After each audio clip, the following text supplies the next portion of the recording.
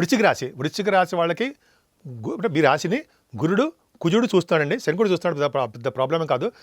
కుజులు చూడడం వల్ల ఎప్పుడు మీకు సన్మానాలు జరగడము, మీ యొక్క తెలివితేటలు బాగా డెవలప్ అవడము, ఏం చేయాలనుకున్నారో మీ ఆలోచన ధోరణిని సక్రమంగా ఉపయోగించి దాని ఆలోచనల్ని మీకు బాగా మంచి కలిసి చేయడము బాగుంటుందండి. కొద్దిపాటి కోపం ఉంటుంది, దాన్ని కంట్రోల్ చేసుకోండి.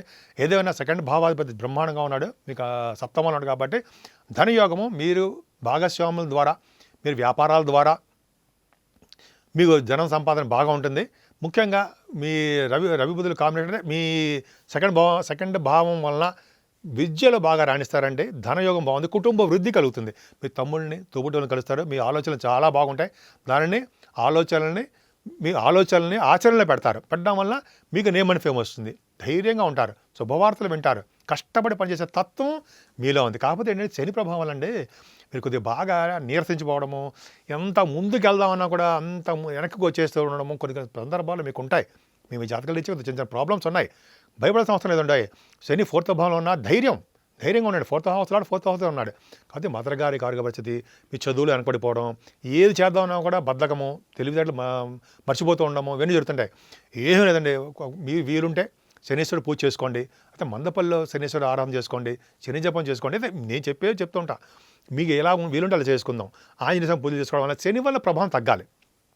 పంచమభావం రాహు అంత యోగకారకుడు కాదండి, పిల్లల విషయంలో చిన్న చిన్న ఇబ్బంది కలిగిస్తుంటాడు. కానీ సినిమా రంగంలో ఉన్న వాళ్ళకి కొద్దిగా మంచి చేసేటట్టు చేస్తుంటాడు. స్టాక్ మార్కెట్లో ఉన్న వాళ్ళకి కూడా కొద్దిగా అవకాశాలు ఇస్తాడు, కానీ లాసులు రావడానికి అవకాశం ఉంది. ఏదైనా 6వ భావంలో కుజుడు ఉన్నాడు, 6th హౌస్లో ఉండడం వల్ల మీకు హర్షయోగం ఏం చేస్తాడు, మీకు రియల్ ఎస్టేట్ రంగంలో బాగా డెవలప్ చేస్తుంటాడు, శత్రుభయం లేకుండా చేస్తూ ఉంటాడు, అనారోగ్య సమస్యలు బయట చేస్తూ ఉంటాడు. ఏదైనా కాంపిటీషన్ ఎగ్జామ్స్కి వెళ్తుంటే సక్సెస్ చేస్తూ ఉంటాడు.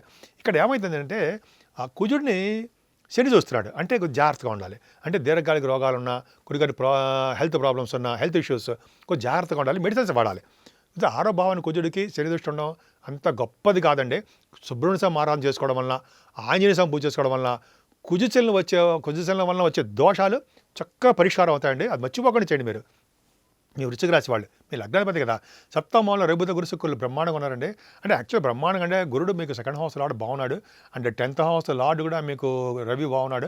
ఇక్కడ ఏమవుతుందంటే రవి బుధుల కాంబినేషన్ మంచి సంబంధాలు రావడము, మీకు వివాహ శుభకార్యాలకు జరగడము, అంటే వేడుకలు జరుగుతుంటాయి మీ ఇంట్లో.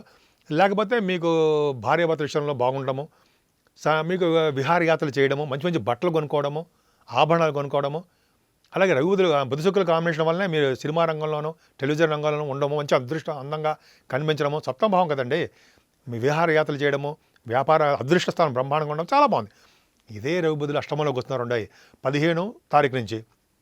అష్టమ రవి బుధులు ఏముంది, అష్టమంలో రవి బుధులు ఏంటంటే తలంకి వచ్చే ధనయోగం ఉండడము, విదేశ పర్యటన చేయడము, విదేశాల నుంచి డబ్బులు రావడము, గవర్నమెంట్ నుంచి మీకు సపోర్ట్ ఉండడము, గవర్నమెంట్ ద్వారా ధనయోగం, సంపూర్ణమైన ఆయుర్దాయం, ఆరోగ్యము, ఐశ్వర్యం ఇవ్వడానికి అవకాశాలు ఉంటాయి.